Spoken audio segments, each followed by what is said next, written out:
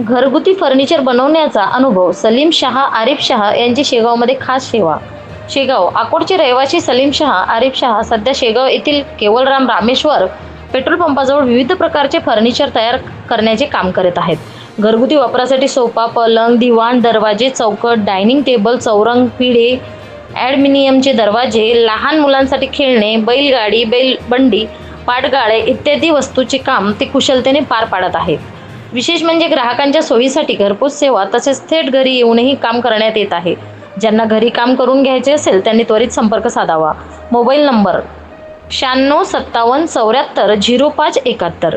Maharashtra news 1 साठी मुख्य संपादक इस्माईल शेख, उपसंपादक रंजना राठोड, व्हिडिओ जर्नलिस्ट विवेक शेगावकर, शेगाव, जिल्हा बुलढाणा।